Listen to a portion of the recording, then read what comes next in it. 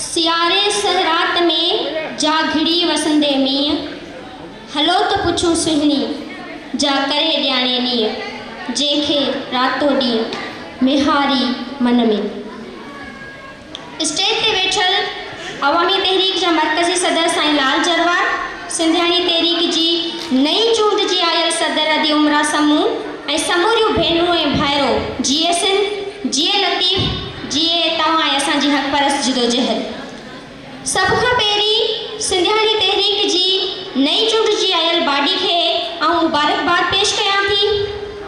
अॼु जीअं त असां सभिनी जी अदी सिंध जी सूरमी अदी ज़ाहिदा शेख जी वरसी आहे। अदी ज़ाहिदा शेख जंहिंजो किरदार कंहिं बि तारीफ़ जो मोहताज नाहे। अदी ज़ाहिदा शेख जे पंहिंजी समूरी ज़िंदगी, पंहिंजी साह जी आख़िरी हिदगी ताईं हिन वतन, हिन धरती ऐं हिन धरती जे मज़लूम माण्हुनि जे हक़नि जे लाइ जिदोजहद कंदे वक़्फ़ कई।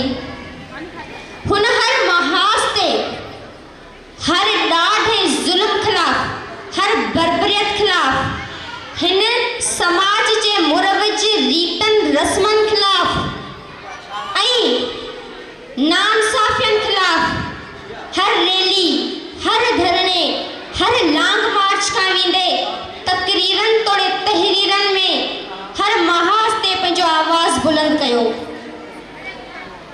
हू सिंधी औरतुनि जे हक़नि जे लाइ आवाज़ उथारींदड़ हिकु सघारो किरदार हुई, पर उनजो ॿियो पहलू इहो बि हो त हू एॾियनि जिदोजहदनि हूंदे, एॾियनि क़ुर्बानियुनि जे बावजूद बि कंहिं बि तारीफ़ जी मोहताज न हुई। अदी ज़ाहिदा हक़ीक़ी माना में इनकलाबी पोरियत औरत ऐं उन्हनि जो दर्दनि जो दरमान रखंदड़ हुई, जंहिं ते असां सभिनी खे फ़ख्रु आहे। जे राह ते उहे हलिया, जे राह ते अदी ज़ाहिदा शेख ऐं उन जहिड़ा ॿिया इनकलाबी किरदार हलिया ऐं जे ॾाढे ज़ुल्म ख़िलाफ़ उन्हनि पंहिंजो आवाज़ बुलंद कयो, अॼु हुन सिंध जी जेका चौधारी सूरत हाल आहे, जेको ज़ुल्म ऐं ॾाढ आहे, जंहिंमें असांजूं ज़मीनूं तीनवार कयूं पियूं वञनि, असांजे दरियानि ते धाड़ा आहिनि, असांजे वसीलनि ते फुरियूं ऐं लुटियो पियो वञे, तालीम जी सूरत हाल जेका इंतिहाई गणती जोगी आहे, ख़ासि करे न्याणियुनि छोकिरियुनि जी तालीमी सूरत हाल छा आहे। ॻोठनि में स्कूल न हुअण जे बराबरि आहिनि, स्कूल बंदि थिया पिया आहिनि। आलमी इंटरनेशनल रिपोर्ट्स ऐं मञियल इदारनि जूं रिपोर्ट्स आहिनि त पाकिस्तान तालीमी हवाले सां दुनिया जो बदतरीन मुल्क आहे। 1 करोड़ 20 लख छोकिरियूं स्कूलनि खां ॿाहिरि आहिनि, 58% छोकिरियूं स्कूलनि खां ॿाहिरि आहिनि। ॻोठनि में तालीम न पढ़ाए सघण जो मेन सबबु स्कूलनि जो न हुअणु आहे।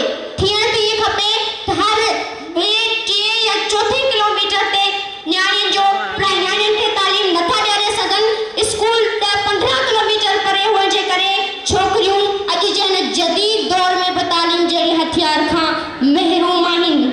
आला तालीम त परे जी ॻाल्हि, प्राइमरी, मिडिल, सेकेंडरी ताईं बि तालीम असांजी पहुच खां परे थी चुकी आहे। इहा आहे असांजी तालीमी सूरत हाल ऐं चौतरफ़ सिंध खे जेको वाक़ू वांगुरु घेरियो वेठा आहिनि हे जलाद हुक्मरान। हिन सूरत हाल में असांखे जे राह ते पलीजो साहब ऐं अदी ज़ाहिदा शेख जहिड़ा किरदार हलिया, अचो त पाण उन्हनि जी ॾसल वाट ते हली पंहिंजी सिंध धरती, पंहिंजे मज़लूम माण्हुनि ऐं उन्हनि जे वसीलनि जे लाइ जिदोजहद करियूं ऐं संदन किरदारनि खे हक़ीक़ी माना में भेटा पेश करण जे लाइ पंहिंजो पाण खे अमली जिदोजहद में आणियूं। जी सिंध, तव्हां सभिनी महिरबानी।